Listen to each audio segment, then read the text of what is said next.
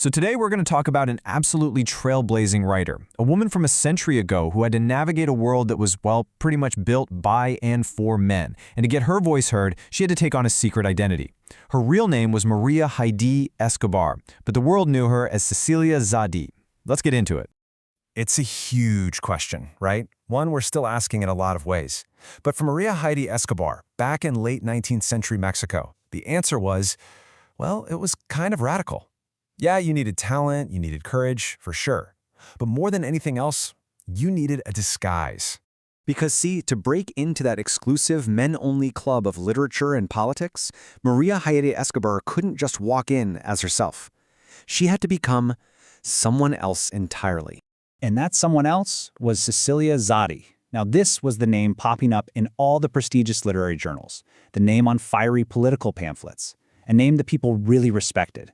But behind it all was Maria Heidi Escobar, playing this incredibly smart, careful, and totally necessary game.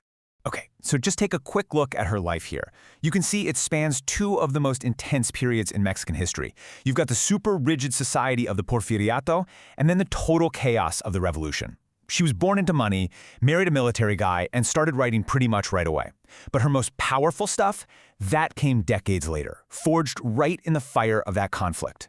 So where did this name Zadi even come from? Well, this is just genius.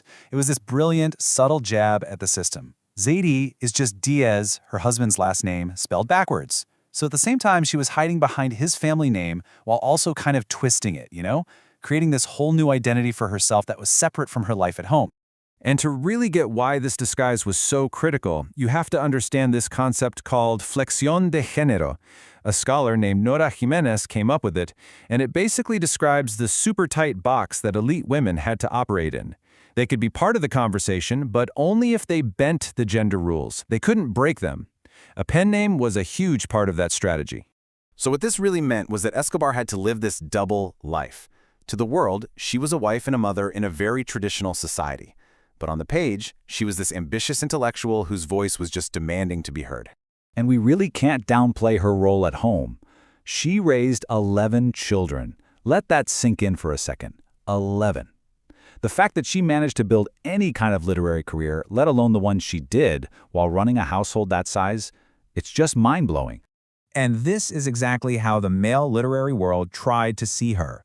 This quote from an editor, it tells you everything you need to know. He puts her right there in the home, at the warmth of her hearth, suggesting her writing is just this sweet, tender thing that comes from being a mom.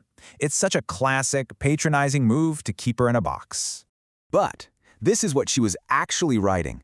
Does that sound like tender maternal feelings to you? No way. This is big, epic stuff, talking about heroes and history and glory. It just shows you the huge gap between how they wanted to see her and the fierce, brilliant writer she actually was. So, how'd she pull it off? How did she manage to get a foot in the door of this deeply patriarchal literary world during the Porfirio Diaz dictatorship, the Porfiriato? Well, she did it with incredible speed and a really smart strategy. She started with what was considered acceptable. Stuff about family and religion. But watch how she levels up. Within just 2 years, bam, she's a magazine correspondent and winning contests with these patriotic poems, putting her on the same level as the male writers. Then, a year later, boom, she's publishing moral essays, speaking with authority about a woman's role in society. She was deliberately and quickly expanding her turf. And just like that, in only a few years, she'd made it. She wasn't just some curiosity anymore. She was being published right alongside the most important male thinkers of her day. Cecilia Zadi was now a professional, a peer. She was in the room. And it wasn't just a local thing, either. Her influence started to cross borders. This review from a writer in Chile is so important because it shows she wasn't alone. She was part of this growing network of women writers across Latin America who were reading each other, supporting each other, and building their own intellectual community. But then, everything was about to change. That polite, patriarchal literary world was about to get completely shattered by the Mexican Revolution. And this incredible upheaval would transform Cecilia Zadi from a respected poet into a powerful political weapon. And I mean, the shift in her writing was just dramatic. You can see it right here. The writer of the Porfiriato, that's the one on the left, she wrote about peace, family, romantic ideas. But the writer of the revolution? Oh, she used her pen like a sword. She was all about sharp political commentary, defending democracy, and writing what you can only call combat prose. This was the big turning point. After being kind of quiet for a while, she just bursts back onto the scene in 1910, and she picks a side, throwing her support behind Francisco Madero, the guy who dared to challenge the decades-long dictatorship. She wasn't just a writer anymore, she was now a political player. And her voice had this new, hard edge. I mean, just listen to this. To gag the press has always been considered a sign of decadence. Yeah, she wasn't writing pretty poems anymore. She was defending freedom of the press and calling out the censors of the old regime, head on. And doing this kind of work was genuinely dangerous. When Madero was betrayed and assassinated, Zadi wrote these poems tearing into his enemies. And they weren't just in some journal, they were printed as pamphlets to be passed out on the street. Her words were seen as so dangerous that the police actually confiscated them and arrested the guy who printed them. Her pen had officially become a threat to the government. So, what do we take away from this incredible story?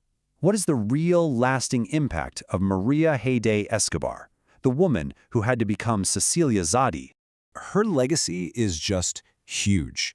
She brilliantly navigated the insane restrictions of her time and completely transformed her public image from this poet of the home into a sharp, respected political voice. She became a key propagandist for revolutionary causes, and maybe most importantly, she carved out a space for women to actually participate in the great national debates of her day, proving that a woman's pen was a force to be reckoned with.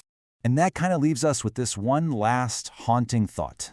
You know, the story of Cecilia Zadi was almost completely lost to history. It really makes you wonder, how many other brilliant women who had to hide behind pen names or were just trapped by the roles society forced on them, how many of them are still out there, just waiting for us to find their stories?